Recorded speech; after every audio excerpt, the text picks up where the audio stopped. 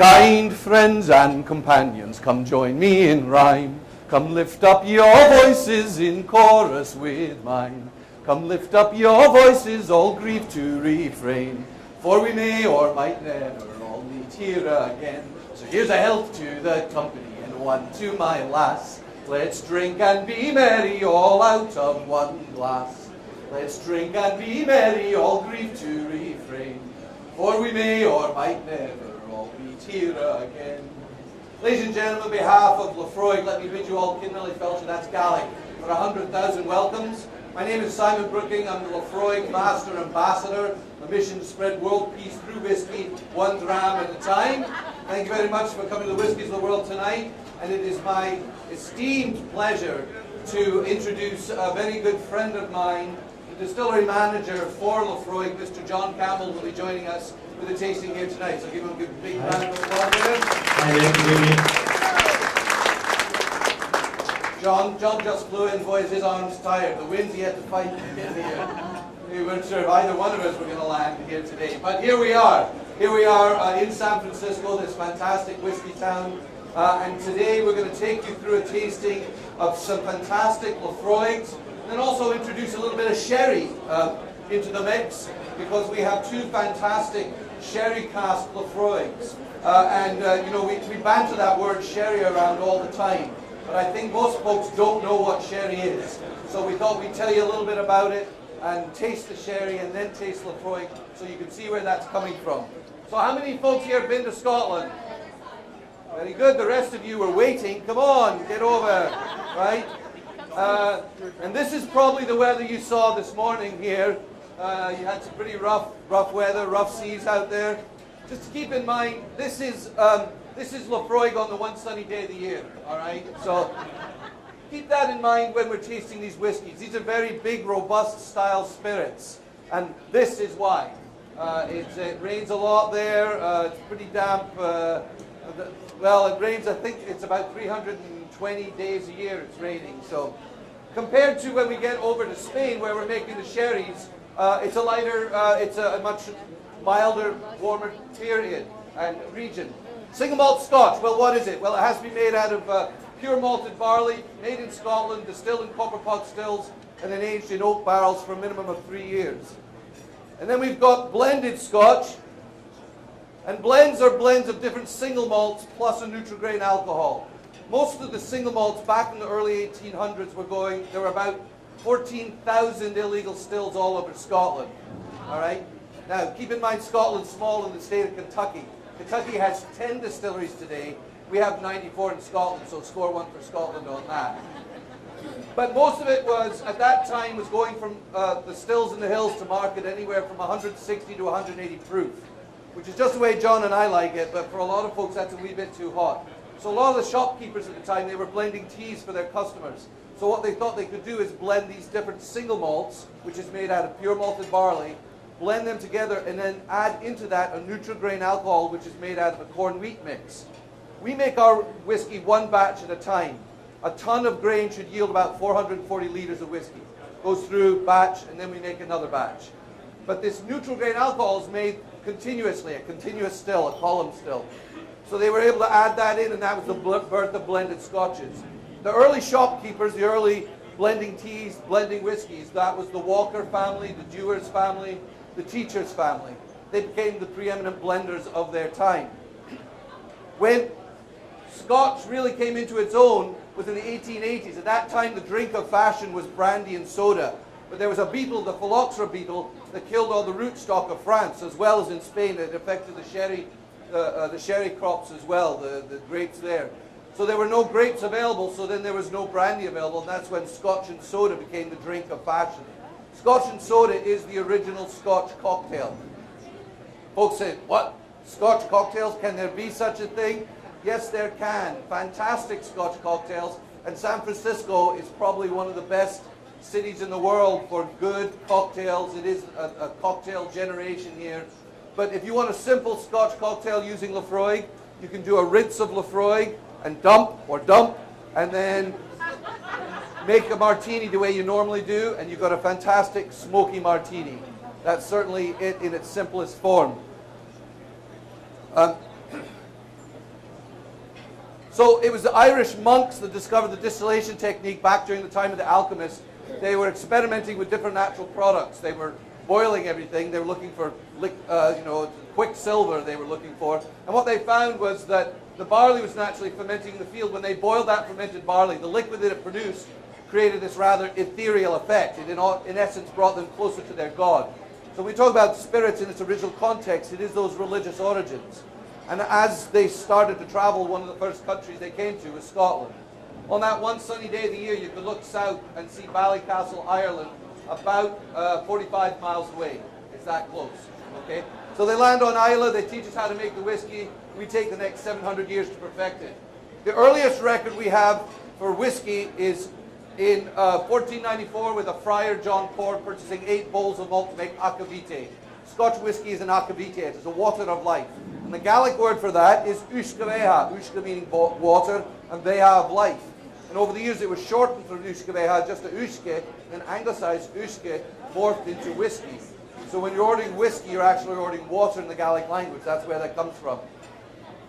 By 1505, it went from the religious to the commercial. The Guild of Surgeon Barbers in Edinburgh were granted monopoly to produce ushkaveha as a tonic. 1642, because of the English Civil War, the Scottish Parliament levied taxes on all the whiskeymen. And this drove them mad, and it drove them up into the hills and out to the islands. And that's why we have such a high concentration of distilleries in the Highlands as well as on the islands today. Because on the island of Islay, you can see the taxman coming from miles away, so you can hide those extra stills that you've got off on the side where you're making a few extra pennies back in the day. Back in the day, they don't do that anymore, right, John? No. So by 1823, as I was saying, there were over 14,000 illegal stills all over Scotland. So the country to the south of us, which will remain nameless, decided they wanted a piece of the action, and so that's when they legalized distillation. But you had to have a certain size still. It had to be 1,000 gallons, or about 4,000 litres. And the size of our spirit stills today, John? You got your 1,000 gallon. So the spirit stills are at Laphroaig. The 3 smaller spirit stills are actually the original size of when whiskey making went legal back in the early 1800s. They're not the same stills because they go through some wear and tear through the years. But those are the original sizes when whiskey making went legal. So, but this is when it was still illegal. You still might see a few of these up in the hills. Yeah, and one of the reasons why they made them 1,000 gallon was it wasn't so easy to chuck it onto the back of your horse and run away from the taxmen. You'll see when you see the stills that they are much larger than this. But this is the basic operation. You heat from down below, you've got your liquid, the vapors travel up over the swan neck into a condenser coil and a bucket of cold water, and then you've got your tap there to draw off your new spirit. Pretty easy to do. Consistently, we've been doing it at Laphroaig for over almost 200 years legally now. So we've had a few years of experience. But I show you this because the basic design hasn't changed over hundreds of years. What has changed is the size to deal with the demand and popularity for Laphroaig. John, do you want to talk on these? Yes, this is the spirit distilled at Laphroaig Distillery. We've got the 2 different sizes as well, which again makes us slightly unique within the industry. And then an odd number as well. We've got 7 stills. We call them the Magnificent 7. And we actually, in the second distillation, produced 2 different types of flavour, 2 different types of spirit, but we're always marrying them together so that we get a nice consistent flavour profile. What you see to the far right is the first step of distillation. These are the wash stills. Now, you'll see halfway up the neck of one of these stills a tiny wee window, and that's known as a sight glass. And what that is because prior to this in our production, we have just added yeast to create fermentation and basically created a beer. Now, if we boil that beer, when we charge the stills, it will boil like beer or like milk and will froth up. So our stillmen, when they first charge the stills, as that froth gets up to the window, they'll know now it's time to turn it back down again. Now, we don't have that on the spirit stills because this is more similar to distilling water, because we distilled off all those properties, so it's not frothing at that time. Yeah, that's right. And what you'll really do, you get an 8% volume beer. Into the first distillation, you'll take it up to about 35% volume, 70 proof. You just distill all the alcohol out. Second distillation takes it up to about maybe 150 proof, and then we, again, being Scottish, we don't throw anything away, so we distill all the alcohol out. So here's Scotland. Okay, so as we said, smaller than Kentucky, but 94 single malt distilleries in Scotland today. The lowlands of Scotland, known as the Garden of Scotland, there's a lot of calcium carbonate in the water, a lot of chalk. So it's a very dry whiskey, and you're going to see that comes into play when we start talking about sherry. And the Albarese, the soil that's used in that region is a very dry, calcium high soil. So very dry. These are known as the lowland ladies. They're so light. They're also known as a breakfast malt. So if you're looking for something to start your day, Auchentoshan or Glenkinchie. Then you go up into the highlands, the land changes, the topography changes. You get more mountains and valleys, more highs and lows. So you get more highs and lows in the whiskies. The climate really reflects the style of the spirit. The Highland style more floral in its notes, and we also represent Ardmore, which is a smoky Highland whiskey. Right on the edge of the third region, which is known as Speyside. This is actually a sub-region, but it's become a region unto itself. Speyside, about 45 of the 96 distilleries in Scotland are in this region. Many of them beside the River Spey, hence the name Speyside single malts. They're more herbal in their style, and the first distillery from this region was Glenlivet. And because of that, there were all these other distilleries that popped up calling themselves Glenlivet. So that's why it's known as the Glenlivet, to distinguish itself from all the other distilleries that are trying to cash in on the Glenlivet name. So, and then we've got the islands. Up to the north, in the Orkneys, we've got Highland Park and Scapa. On the Isle of Skye here, Talisker. But it's this tiny wee island we're all here for today, the island of Islay. 3,000 people, 8 distilleries. It's also known as the Happy Island. We make a lot of whiskey on Islay. What's yearly output on Islay? You know? The island total will probably be about 15, 16 million litres of pure alcohol. Pure alcohol, don't forget that. So, and Islay is another Gaelic word. Islay means the island of Ireland. They were very simple folk back then. They didn't beat around the bush. It's a great way to remember the region, because a lot of folks say to me, Simon, is it Islay, is it Islay? Just remember, Islay means island, and you've got the pronunciation of the region. All right? And that's where we find the beautiful hollow by the Broad Bay, Laphroaig. That's what Laphroaig means. But how do we make whiskey? Well, we start with the barley. That's the soul, the spirit. Farmers would have extra grain at the end of the season. It was more profitable, more economical for them to make a whiskey out of this, rather than store it and lose it to the mold and mildew that cold out winter months. Plus it gave them another commodity to sell at market, and it gave them a nice whiskey to keep them warm in those long cold winter months. But we have to coax the alcohol out of it. So how do we do that? Well, at Laphroaig, we're one of 5 distilleries that still does the floor malting. Yeah, it's a really different process, and again, one of the things that goes into making Laphroaig unique. Floor malting here, basically what you do, you add water in the steeps, and you trick your barley into thinking it's springtime. This gives it the energy it needs for this picture here. This is the germination phase. And what's happening during the germination, we're trying to control the temperature. You can just see the thermometer right at the pillar there. We'll keep it about 18 Celsius, and that'll keep a nice consistent growth. After about 5 to 6 days, what we're really doing here, inside each corn, with the sugar production at its maximum. So this is just after 5 or 6 days, good root growth there.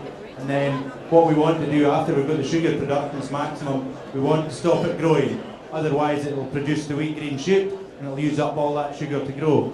So how do we stop it growing? We put it into the kiln and we'll dry it off. So we take the moisture away from it again, and then we flavour it.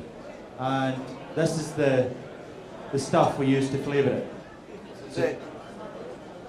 This is the peat. Worship the peat. This is what makes Laphroaig and many of the whiskies on Islay unique. It is the peat. What is the peat? Well, it's all the grass and plants and moss that live and die, decompose, become compressed over hundreds of thousands of years. If we were to let this sit around in the ground for another 500,000 years, it would become coal. So it's the top layer. So what we see here is this is the cut of peat that we use, the section of the bog that we use for drying the barley. The locals will cut below that. That's a hotter fire.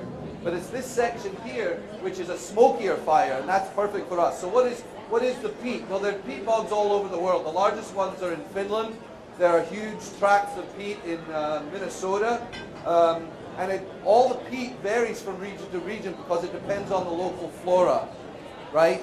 So the peat from the highlands is more decomposed coniferous pine trees, whereas the peat on Isla is more decomposed seaweed. So it's kind of like the difference between sitting around a campfire in the forest versus sitting around a campfire on the beach, right? So there's grass, plants, moss, there might be a sheep in here, you know. This is literally old shit, okay? So we cut it up, we put it up onto the bank, we let it dry, and by the fall, we cut it in the spring historically, by the fall it's dry enough to be able to use to heat homes, cook with, but most importantly for us, for drying the barley.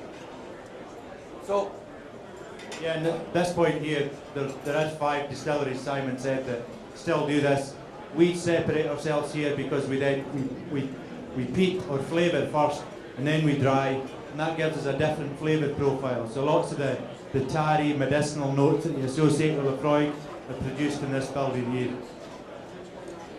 It takes about 16, 17 hours to flavour the malted barley. As you know, Laphroaig is a really richly flavoured single malt, so it takes a bit of time to get the smoke flavours in there. Into the mash house. Mash house is a mash house is a mash house across the industry. All you really do here, all these sugars and flavours you've created in the floor maltings, you'll flush them out, extract them, 3 hot water flushes, 2 go into the fermentation vessel, and the 3rd one we recycle. Now, just prior to this, after the barley's finished, we've finished drying it, we grind it down into a fine grist. It's got the consistency of a mucilage, and then we add hot water to it during the mashing. So we're going to use all those parts of the kernel itself during this phase. And this is where you're creating the beer. It's a very smoky beer, but this is beer at this point. It's called B-I-E-R. But now this is where the difference between whiskey begins with our next step. Oh, we've got fermentation here. Really quick fermentation as well. So what we do, we just add yeast, and yeast's kind of like the magic ingredient, turns all that sugar into alcohol. 2 days, and we'll have a strong beer solution, 8.5% volume. So warm, smoky beer. So now we distill, we boil the alcohol, the vapours are trapped by the condenser. We distill twice in Scotland. One of the differences between the Scots and the Irish triple distill. We feel like we get it right after the second time, right, John? Yeah. Yep. And as John was saying, it comes off the still as a clear spirit, and it's the middle cut.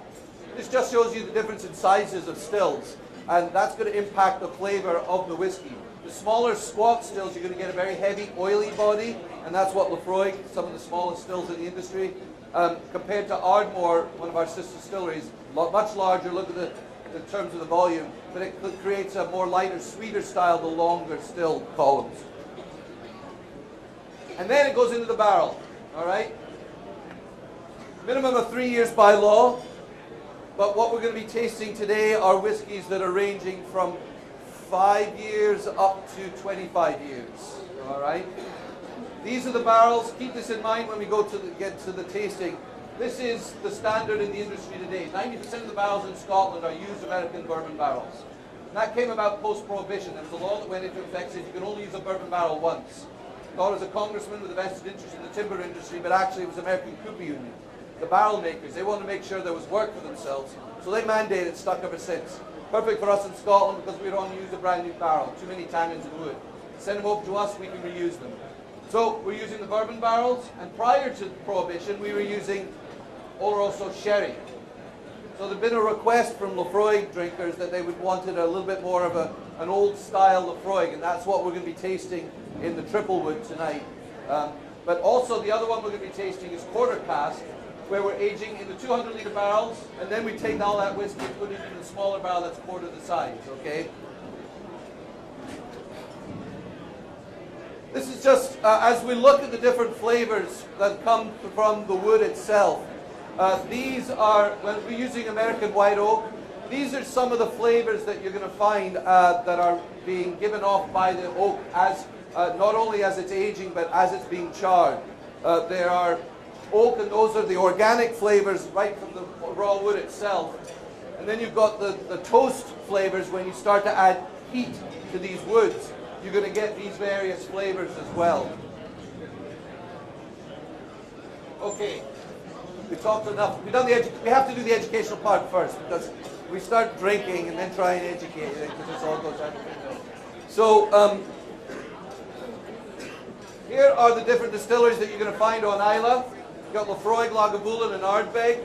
Keep this in mind when we get to show you the photograph of Spain and the Andalusian region near Cadiz, because there's some similarities between the microclimates from Islay and the Sherry region. Here is Laphroaig. There it is, Laphroaig from space, okay? The storms come all the way across the Atlantic, come around and they wrap and they hit along the southern portion of the island here. So that's why the big whiskies on Islay, Laphroaig, Lagavulin, and Ardbeg, are considered big and smoky, because the climate, it's a much damper part compared to you get into Loch and Dal, which is a little bit more protected harbour. You know, that's right. And Islay's good.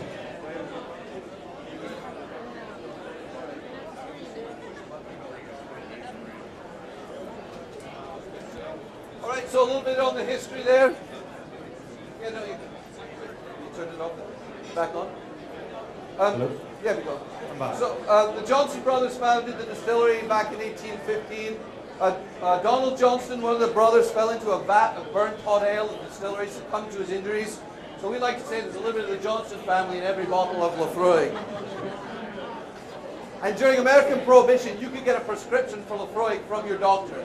People would smell this whiskey and woo, yeah, must be for pouring on wounds. I say you drink it, it's going to go to your wound or anything else that might be ailing you at that time. With that said, well, these are the boys in 1934. It hasn't changed much over the years. We'll show you a shot of the rest of the group later on. But there's a person who got cut out of this shot who does need to be recognized. Bessie Williamson. This gal here, she came to the island to be a secretary to Mr. Hunter, the distillery manager. She held that position. She became director in 1950, managing director in 54. She held this position until 1972.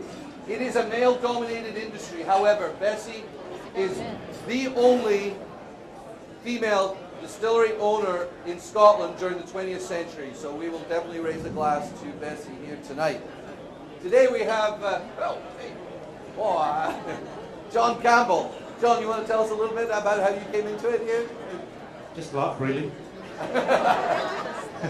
Now, I've been at Laphroaig since 1994, just over 17 years, so I don't know any better either. Done all the jobs at the distillery, worked my way up through, started off in the warehousing, went into the malting, smashing, stilling, and then was the assistant manager for 6 years, and then now been the head distiller for the last 6 years as well. Well, he does know better because he used to be a lobster fisherman. So you get that job on at the distillery, it's a little bit easier. Slightly easier life now. Yeah, exactly. So, here we go. Now we get to actually taste the whiskey. So we're going to start with the Laphroaig 10, the #1 selling Islay single malt. This is the one that really so many people try to match, to beat. It's going to be the first one on the left there. As we go through the tastings, I always like to recommend we'll take a look at the beautiful color. Look at the variations in the color across the way. And then we nose it. When you nose it, get your nose into the glass, but part your lips. I'll demonstrate like this. To the other side of the room. That way you're going to take in less alcohol. When you nose a whiskey with your mouth closed, you're getting full alcohol, numbs the senses, anesthetizes your nose, makes your head kick back. Now I know there are a few here who enjoy that experience, but for the sake of getting more of the layers, breathe into the nose with your mouth open. You've got a lot of whiskey to nose here tonight, so open your mouth, nose it. There's that salt of the sea, there's the sweetness. Yeah, you got a lot of the American oak spiciness coming through here as well. A lot of seaweed, a lot of the atmosphere of Islay. This is the original family recipe, the 10-year-old. This is how they decided Laphroaig should be, and this is still the main brand today. And if you ever get to Islay, or when you get to Islay, and you stand down the pier, the kilns are burning, and you smell the seaweed off the beach, this is very much Laphroaig in the glass. If you can stand on the pier. We had folks over for the Islay Festival last summer, and it was 80-mile-per-hour winds, and the day prior, the boys had cleaned up the beach, nice white sandy beach for all the visitors to come the next day. 80-mile-per-hour winds. There was seaweed being flung up out of the ocean against the warehouse, and by the next morning, it's 2 foot thick of seaweed on the beach there. You know, because when people come during the summer, it's like, oh, this is nice, it's beautiful, it's like San Francisco. But this morning, the weather you had this morning around here, that was typical Isla weather there. So let's have a toast. And when you taste the whiskies, here's the other tip. The tendency, we sip the front of the mouth. Where else would you sip, right? However, what you're getting in the front of the mouth is not only the sweet, which is fine, but you're also getting the heat, the alcohol sensors in the front part of your mouth. So when we go to taste this, I'm going to ask you to place the glass a little bit more towards the middle of the tongue. This way it's going to bypass the heat sensors. You're going to get more of the flavor, less of the burn. Riedel does a whiskey glass that's tulip-lipped at the top. And what that's doing is depositing the whiskey in the middle of the tongue rather than the front. Here's the toast. May the best you've ever seen be the worst you'll ever see. May our moose never leave your pantry with a teardrop in his eye. May you all be hale and hearty till you're old enough to die. I wish you all the best. I wish you all to be. Cheers, John. Slanja. Try that middle of the tongue.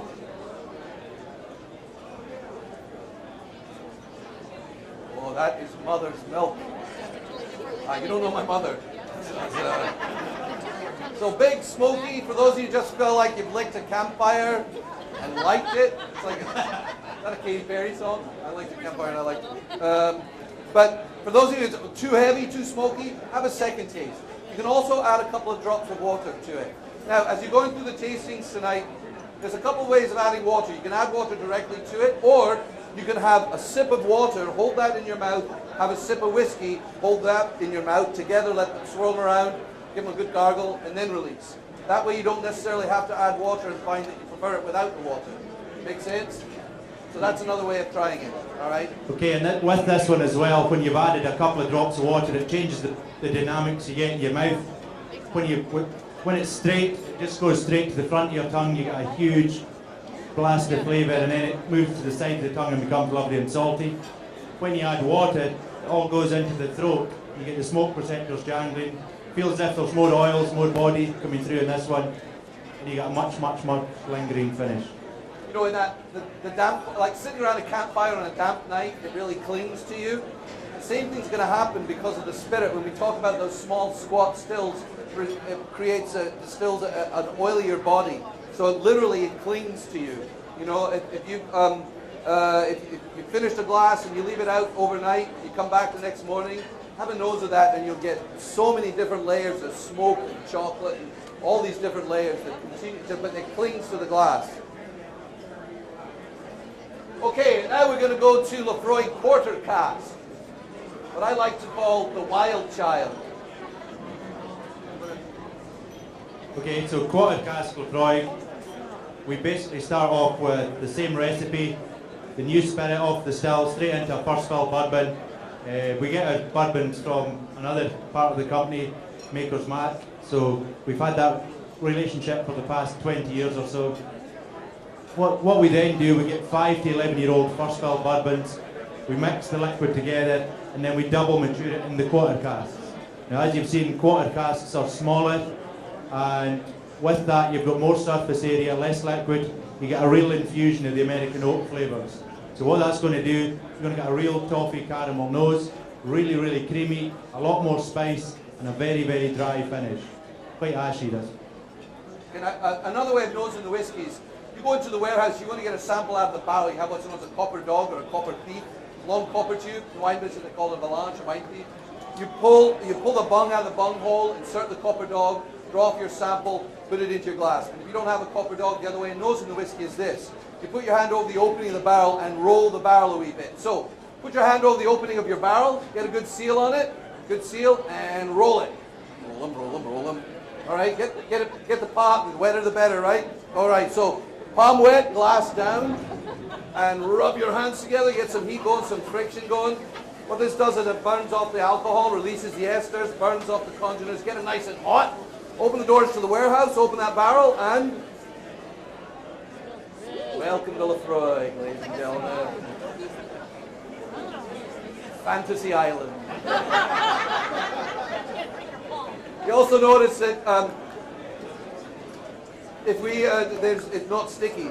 If we were to do this with a cognac, your hands would be very sticky from the sugars. So another good reason for drinking the single malts, no bad sugar hangover, there's no carbohydrates, so it's Atkins friendly, good for diabetics, cure to the swine flu, and it is gluten free, okay? So, now if any of you are driving, please wash your hands before you leave. I do not want to be responsible for night jail. Honest officer, I'm just rubbing it on my body. You know? The guy in the little green skirt told us to do it. All right, you want a toast? Yeah. Quarter cast? Okay, so I've got a toast here. This is about friends. So they're good ships and they're wood ships, and these are ships that sail the sea. But the best ships are friendships, and may they always be. Slander. Yes.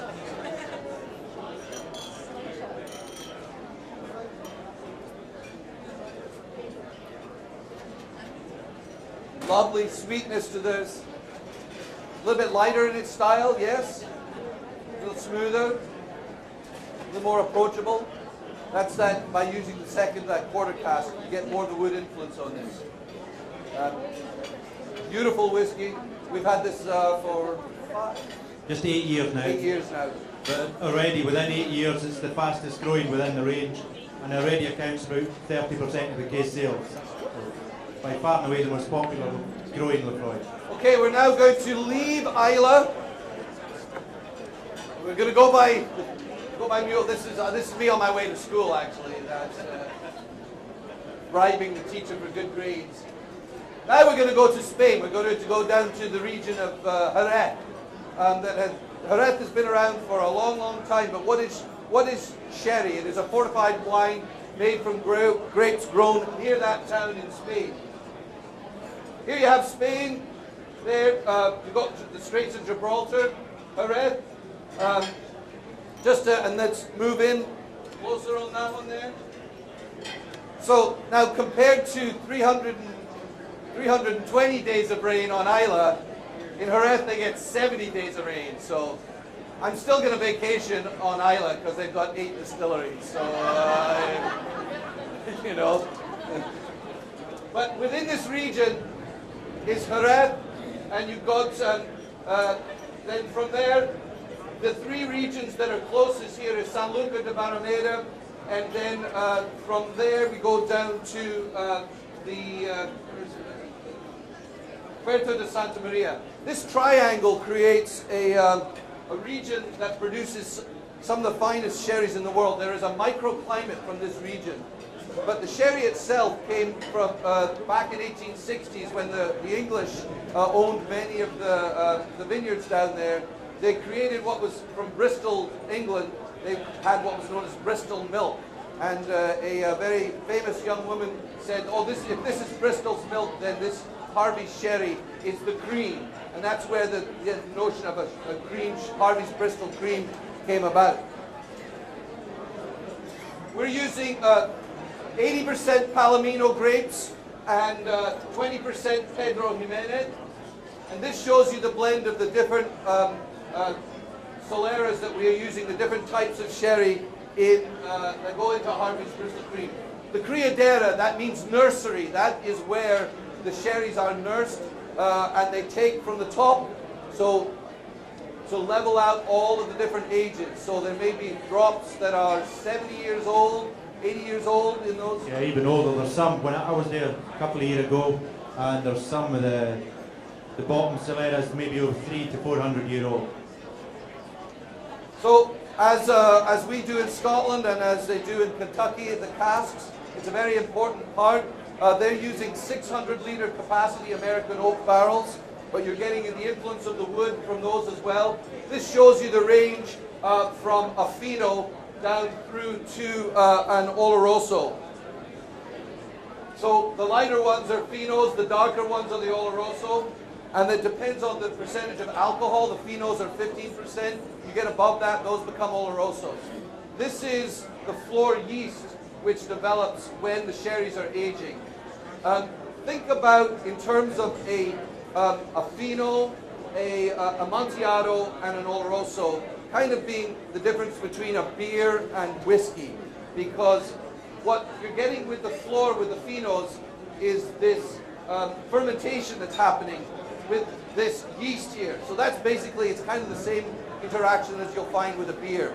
But then all of the floor is removed for Olorosos, and so it's more influenced by the wood, similar what's going to happen to with us aging whiskies in the barrels.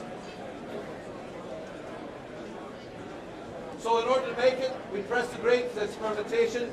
These are the two types of grapes that are used, the Palomino and the Pedro Jimenez. These are much sweeter grapes, the PXs. And I was talking about the soil before. This is a white soil. It's all of these marine diatoms that are used. The reflection of the soil is perfect for aging those grapes. Plus, this is also, there's a lot of calcium in this in the soil here, so it creates a dryness that is carried over into the whiskey, into the sherries themselves. So we're talking about the climate, and these are the bodegas here in Jerez. And with that said, let's have a taste of the sherry. You can see that this is a cross-section of the different sherries that are from the bodegas at Harvey's. There is the darker, you will get more of the Oloroso influence. So have a nose of that one there. Now you're getting that sweet, dried apricots, some fruits, and sultanas, raisins. Let's have a toast. Since this is from Spain, saluda, dinero y amor, y el tiempo para conquistarla todo. I have no idea what I just said. But, have a taste of that.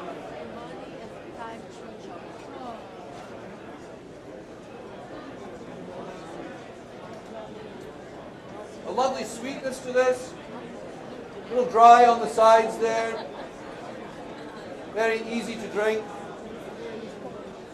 Delicious with cheeses and served after dinner. Yeah, no, and then you get the real kind of meaty creaminess you get at the back end. That'll be the Fino. So the real sweetness comes from the Pedro Jimenez in this one. So you've really got to watch that you don't use too much of that. And what they'll do with the Pedro Jimenez, instead of crushing these grapes, they leave them out to dry in the sunshine. So it really intensifies the sugars inside them. So that's why it ends up so sweet and so dark colour. So now let's see the influence on Laphroaig whiskies. These next two whiskies have been aged using a combination of bourbon and sherry casks.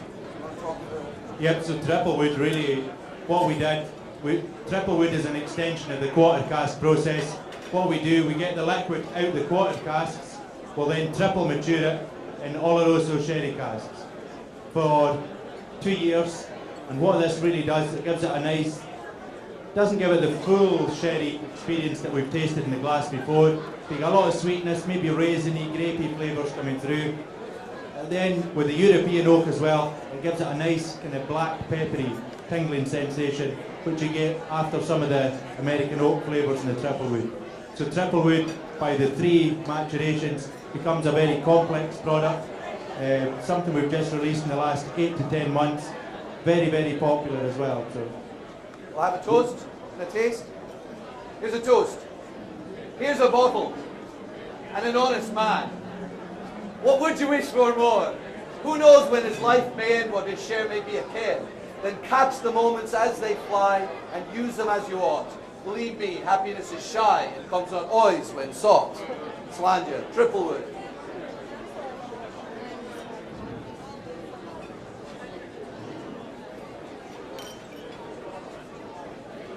Are you finding the elements of the sherry in this now? That sweetness. Now, if it's a little too heavy, add some water to it. But this is a beautiful, different style of Laphroaig. For those that are used to the big, smoky style, by aging in the sherry casks, it takes it a whole other layer to this. Gorgeous whiskey. yeah, with the 3 lots of wood, there's a lot of spiciness coming through in this one that you don't get with the other ones as well. So a real kind of crispy finish in this. All right, I've got the 1 minute mark. We'll get the hook soon. But okay.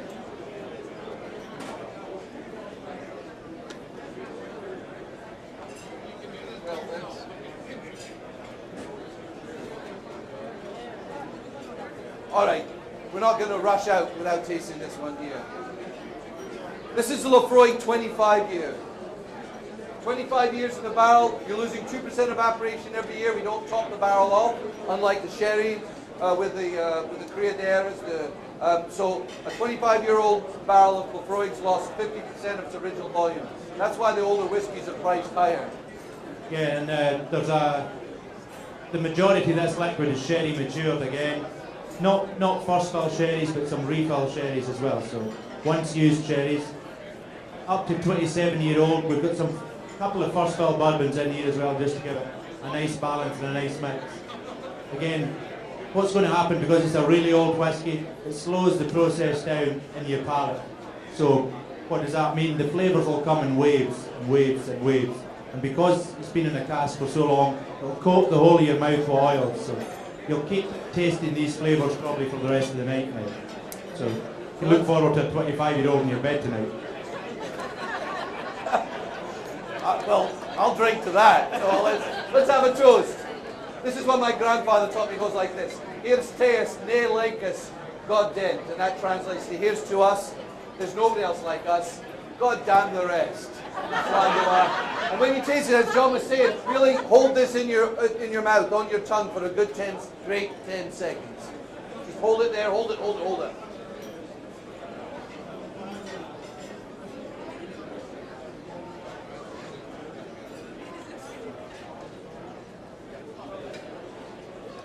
And there's that sherry influence again.